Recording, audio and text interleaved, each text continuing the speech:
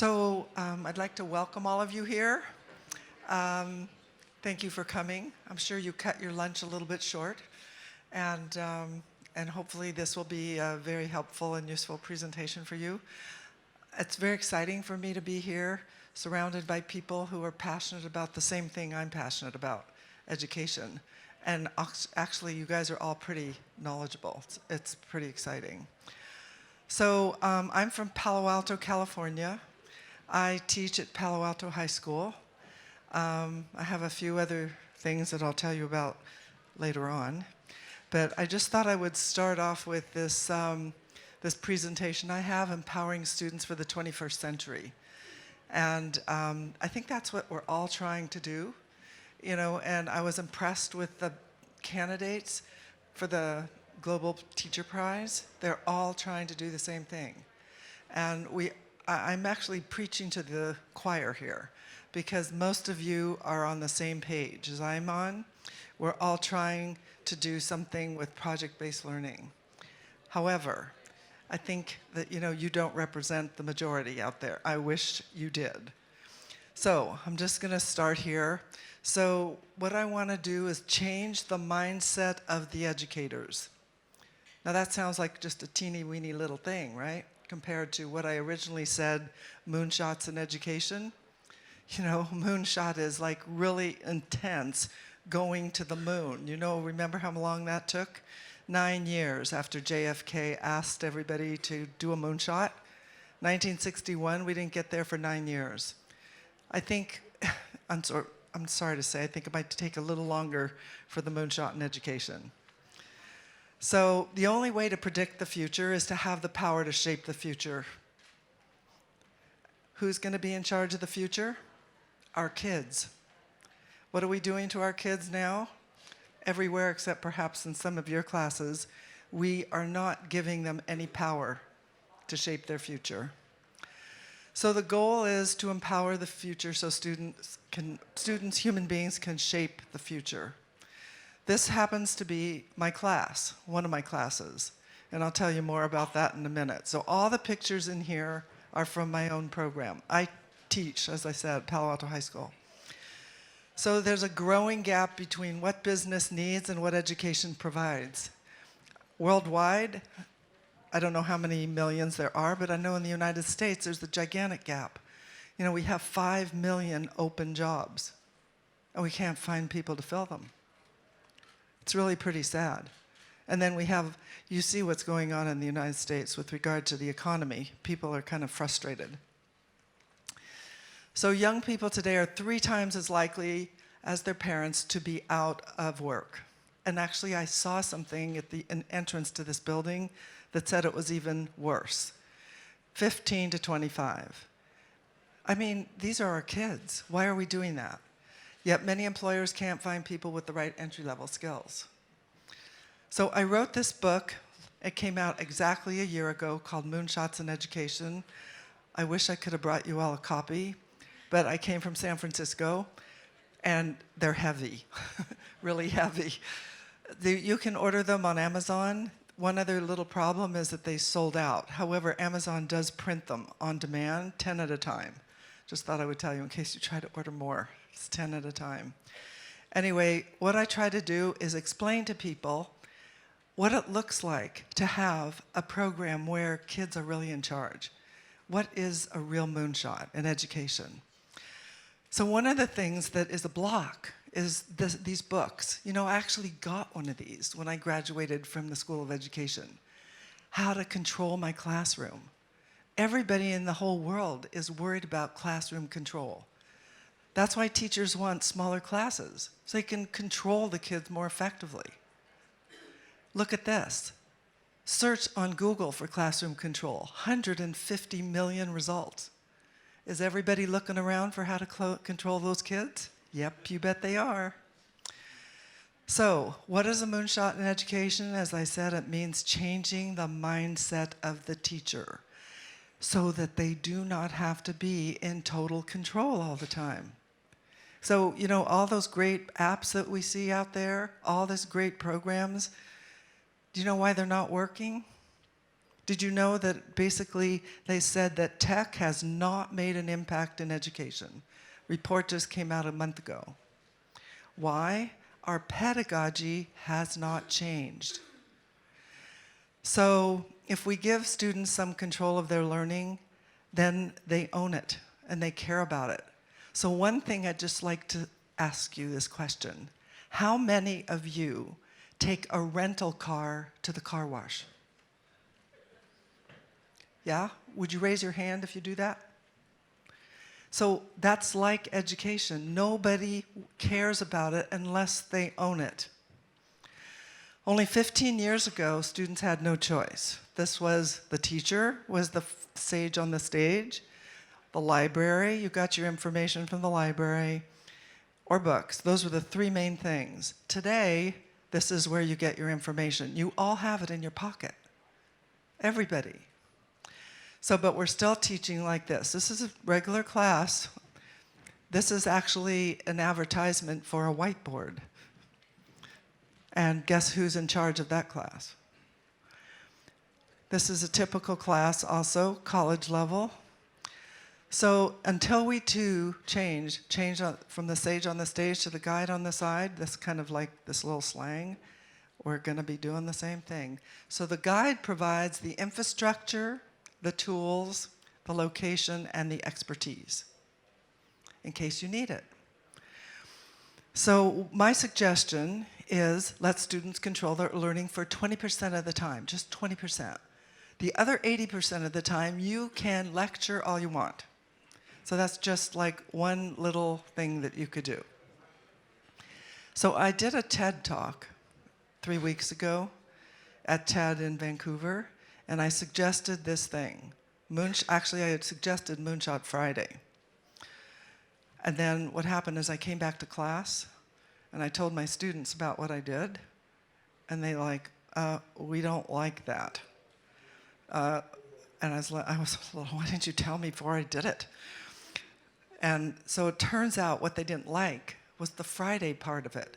Because by Friday, we're exhausted. The last thing we want to do is have some kind of project to do. But if we do it on Monday, we'd be really excited to go back to school. So how about switching it to Monday? And plus, there's alliteration there that makes sense. So I was like, okay, now it's Monday. So it's Moonshot Monday or Genius Day or Passion Day or whatever day you want. So it looks like this. This is what it looks like in a class. Notice there's nobody sitting in a row. These are all my classes. This is also part of my program. There's me, no one paying attention to me, noticed? This is, again, the class. This is what it looks like when kids are in charge of their own learning. Here's a majority of my class. I should just tell you I have 80 kids in my class. My God, 80? That's kind of shocking. Well, how can you do it with 80? Because they're all inner-directed. They all work in teams. And I'll show you what they're producing in a minute. So we need to empower the kids with these skills for the 21st century. So one of the things is, you can't learn to have creative thinking as long as you read about it. Anybody who reads about it, you can't do it. It's just like, can you learn to ride a bike by reading a book about it? Or how about learning to ice skate by reading a book about it? Well, you can't do any of these things I'm going to talk about right now unless you practice problem solving, technical skills. How about, can you watch someone code and then learn to code? Try doing that. Aesthetics, art, decision making. These are all skills that come from giving kids control in the class. Resilience and grit, everyone talks about it. You make them read a book about it. They read a novel about it. Do you think that they then know how to do it? They have to practice. They've got to do it themselves. Entrepreneurship, I'll tell you how I do that. Innovation, risk-taking. My kids take a ton of risks. Project management, design thinking, tolerance, ethics, conflict resolution, curiosity and questions, networking. So I know, like I said, I'm preaching to the choir. You guys all like this, and you're all trying to do this, but I'm telling you where the block is. Block is the mindset of the classroom teacher. This comes from INACOL, International Association for K-12 Online Learning. Look at what they have as the number one thing that needs to happen. Mindset. Mindset, qualities, skills. Number one. So this is what we're doing in Palo Alto Unified School District. So fortunately, I'm in a position to be an advisor. We are now offering all the teachers 60 hours of training, for which they actually get paid to take it. I wish you could see all these. They do e-portfolios. They do a lot of digital skills. By the way, this presentation will be available online. So, if you can't get it right now, but if you take a look at it, you will see all the different skills: professional organizations, fair use and copyright, digital discussion guides. So what I'm trying to say with this, you know how we do 1 day of professional development? Hey, it doesn't work. I know I'm a teacher, and I can tell you, it doesn't work. So as long as you are offering 1 day or even 2 days of professional development, unless it's repeated, unless you give teachers time off, never going to change. Teachers need that support. So we're doing 60 hours. And as a result of that, we now have more teachers volunteering to what I call the easiest blended. Basically, you don't change the schedule, which is actually unfortunate. It'd be great if we could change the schedule, but you know how hard that is. So we don't change it, but within that classroom, that teacher gets to use some time for the kids to have control of their learning, whatever it is. This is full release blended. According to the University of California Office of the President, we have to have 51% of the time the kids have to meet with the teacher. The other 49% of the time they can be released. And so some of the teachers are trying this, fortunately. So this is what's come as a result of our new initiative.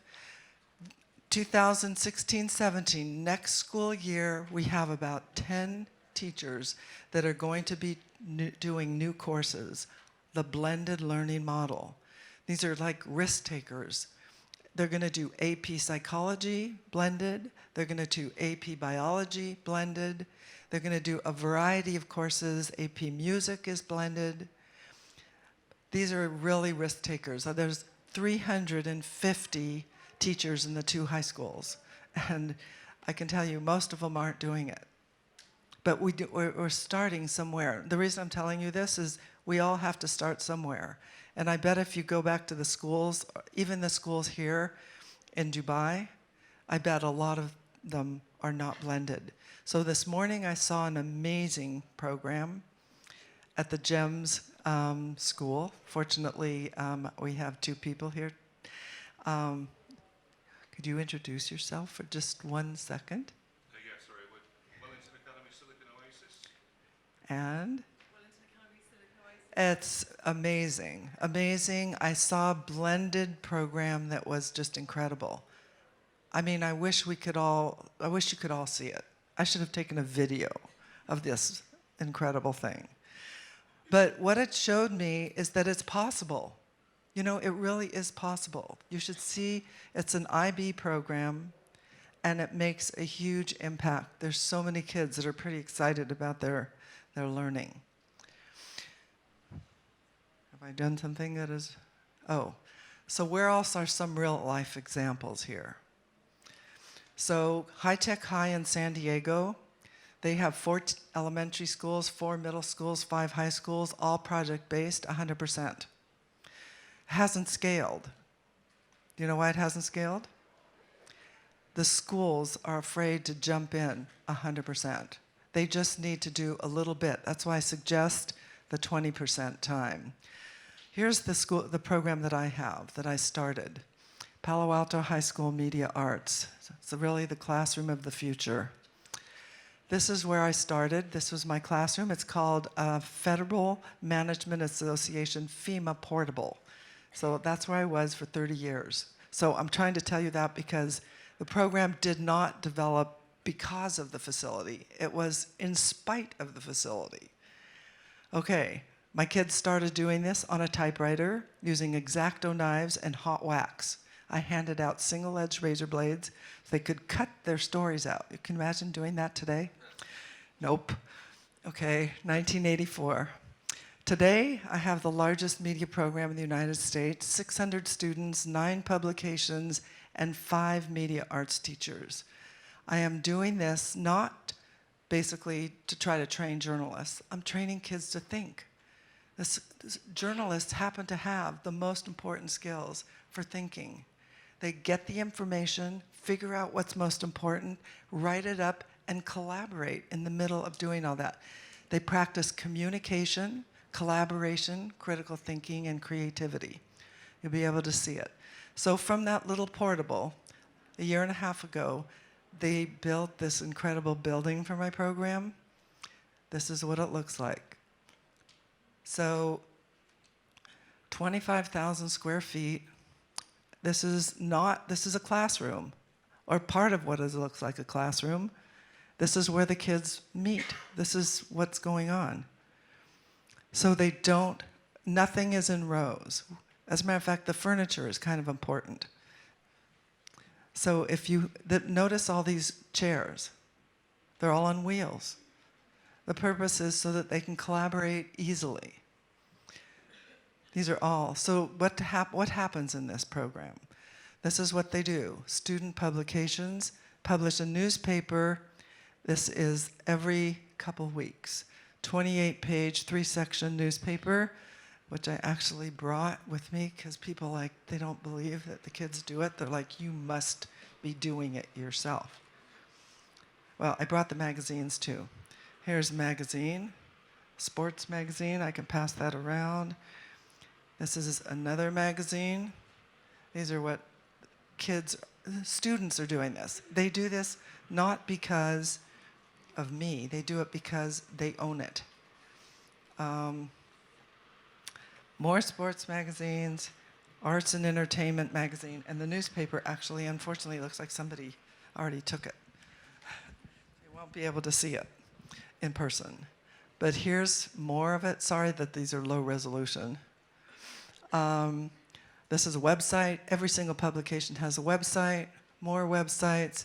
This is another one of the publications that comes out every 6 weeks. It's a magazine, full color.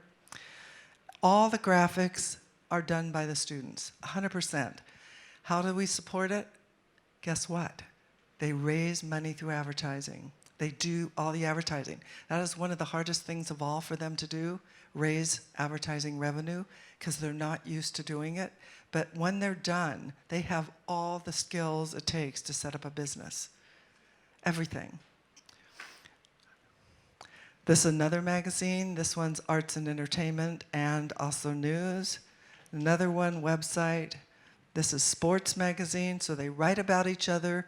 These are all kids. These are all 15, 16, 17-year-old kids producing this. I do nothing other than I kind of wave my hands around, orchestra director.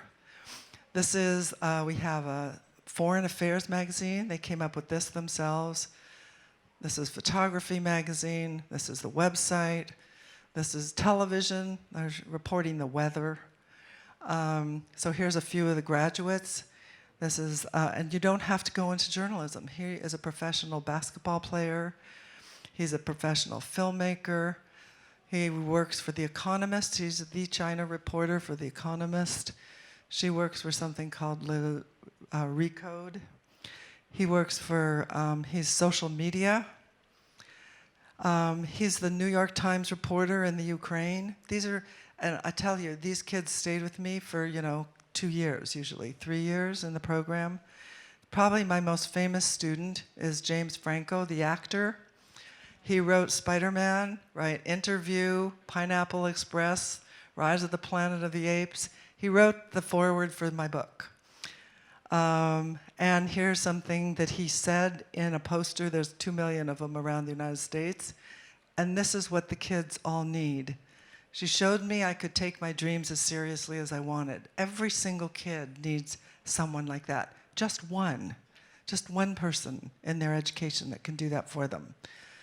This is what we're doing now. We're doing a project where he and I are teaching a class. It's kind of an experiment. He advertised. He's got 10 million followers. So he advertised, and in less than 24 hours, we had 500 signups. Oh. And so I only was able to take 40. And we're making a film, a full-length feature film with high school students that don't know anything or didn't know anything about filmmaking. We're letting them own the film and make a film. It will come out in the fall, and the purpose is to demonstrate the power of giving kids control, again, of their own project. They rewrote the script. It's called Metamorphosis. It's like how teenagers change. Perfect for them. So school can be creative and empowering, unlike what Sir Ken Robinson says, right? He says, school kills creativity. Well, I disagree as long as it's done right. And these are the keys that I talk about: trust, respect, independence, collaboration, and kindness. I call it TRIC. You need to trust the kids. It's very hard for people to trust them, respect. But if you do, my God, the amazing things that happen. So we need all students to feel empowered so they can shape their future. This is my class. Notice the size. So, and that I don't have problems actually with them not showing up. The biggest problem I have actually now that I have this building is them leaving. They don't want to go home. So, I have to close the building and tell them to get out at 5:30 when they don't want to. So that's basically it. I would be happy to take any kind of questions, discussion. I mean, you guys are all experts. Maybe you can give me some help. Yes. You need a microphone. Microphone here.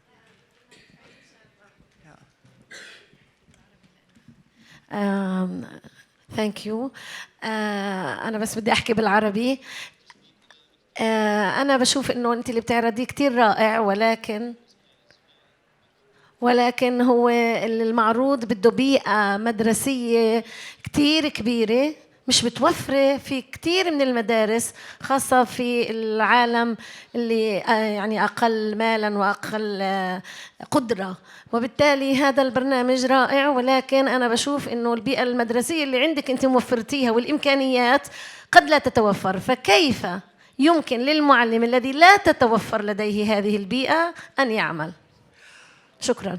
I hope someone's going to translate that for me. It sounded impassioned. She was saying it's great to hear you speak, and it's an amazing program that you've made. But she says that this works for highly resourced schools. What about schools where there's no connectivity, where they're under-resourced and they don't have the facilities that you've shown in the pictures? So that's a great question. Absolutely great. So the under-resourced schools, does that mean you don't have any computer? No computers at all? Well, so remember how I started on a typewriter? Sorry to say that, but yes, typewriters still work. They can still do it that way. I cut and paste. That's why I handed out those X-Acto knives. I mean, it's hard to do, but it's interesting. Kids can really do it no matter what. They're more capable than we give them credit for. And so I would say in an under-resourced place, that's where you could do it. Also, one thing that's kind of exciting that's going to be happening soon, and that is that Adobe is going to create all its software. It'll all be accessible online. So you'll be able to use the Google Chromebook online. Google Chromebook's only $199 as opposed to I'm using Apple's right now. They cost like $600. So I can get 3 Chromebooks for 1 Apple. And so that will provide that kind of an opportunity. I think the other thing you could do would be you could download some software from some place that does have connectivity, and then use it just on the computer, if you could get a computer, without having access to that. Hopefully that would help. You know, I really think just giving kids a voice, I mean, they want to be heard, and this gives them a voice. It's really incredible. I have a Question. Oh, I yes. have a question here next. Here. Okay. I stole the microphone. We both had our hands up.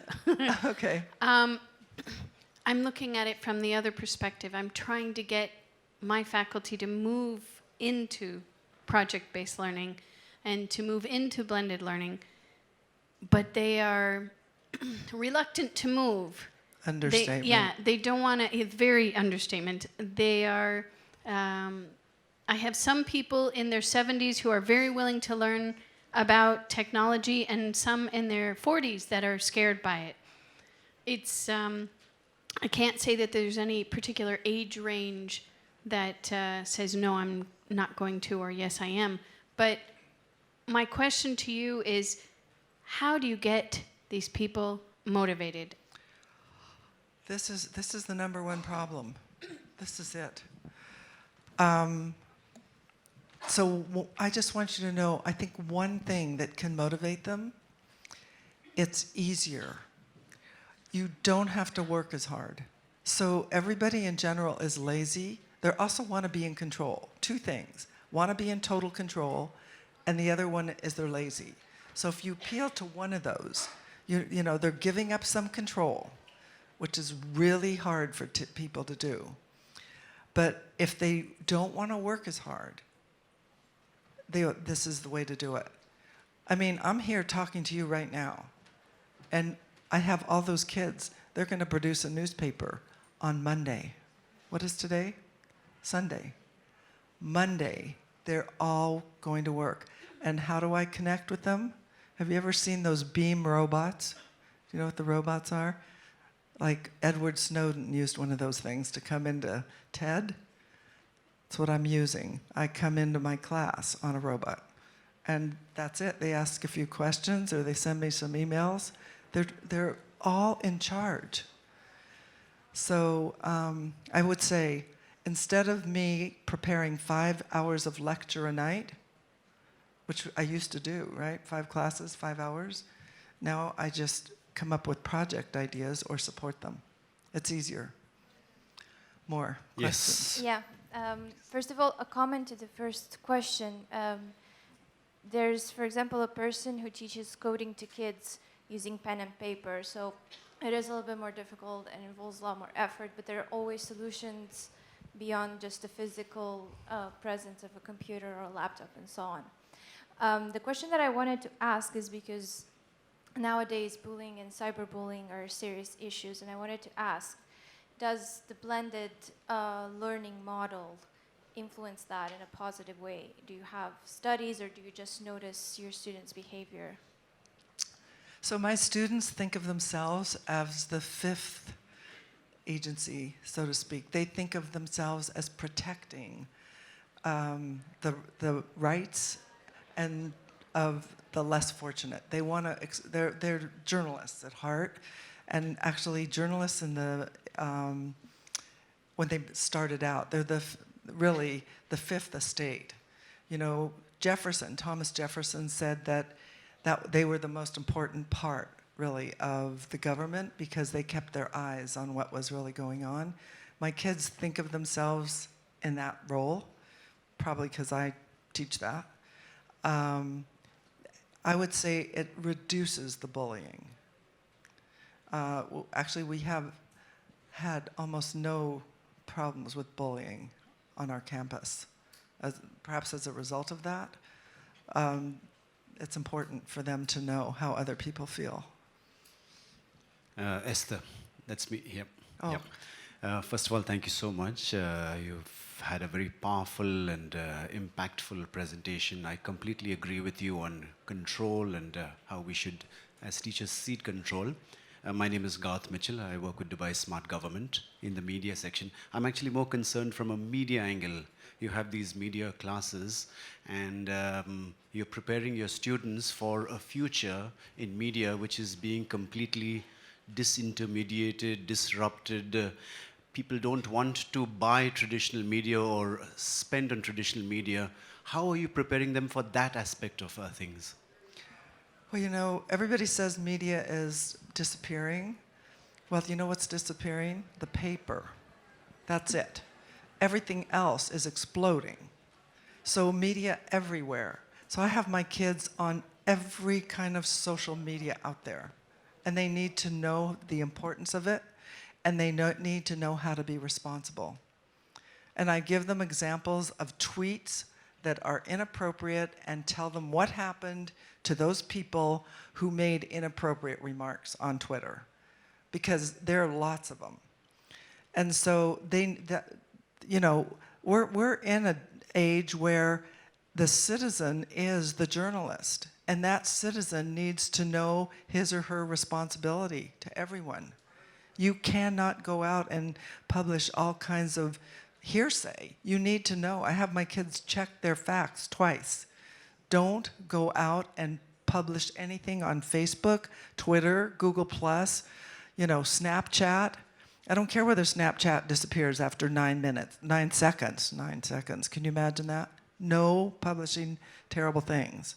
Then, they take that responsibility actually pretty seriously, especially after you give them some examples. I don't know if you read about that woman that, in London, who made a horrible tweet and then arrived in South Africa.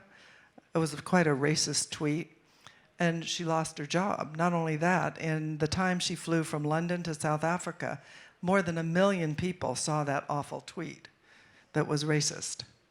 Question, yes. Oh, she needs a microphone.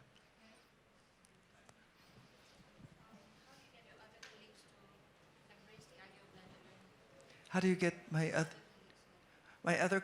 Well, so the way that I get my other colleagues to embrace blended learning is what you saw, 60 hours of support. And then you put them together in teams so that they work together. No one likes to work by themselves. They always want to be in a team. Just think about all those gyms. Why do we have gyms? I mean, God, you can exercise at home. Why aren't you doing that by yourself? No one does it by themselves. They need some colleagues. So you can't tell teachers to do it by themselves. Just take your classroom and do it. It doesn't work. So that's what, put them together. Let them work it out, and figure out whether or not it will work for them. You give them some trust and some respect, and I promise you, they will rise to the occasion. We need the microphone. Who has the microphone? Or do we have a question in the back? Oh, we're out of time. That's what happened. Sorry, we're out of time, but it would take one last question.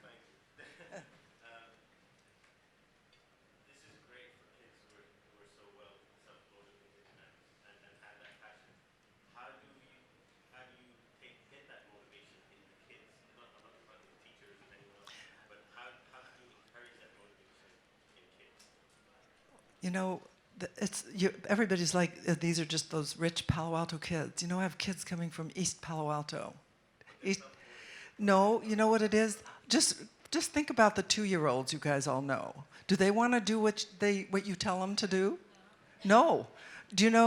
How about 8-year-olds? Do they want to do what you tell them to do? None of the kids want to do what you tell them to do. They will all be motivated if you give them an opportunity to do something that they care about. If they're interested in cars, let them do cars, or tattoos, or skateboards. Let them write about anything that they care about. They become motivated when they do what they want to do. Just like I said with the car. Nobody takes a rental car to the car wash. Yeah, they don't care. But if they own it, they care. All you're doing is providing the platform. You're giving them the opportunity to be heard, whatever it is. And a lot of my kids, they started you know, with very poor skills. Anyway, I know I'm over time. Thank you so much for coming. I'd be happy to answer any questions.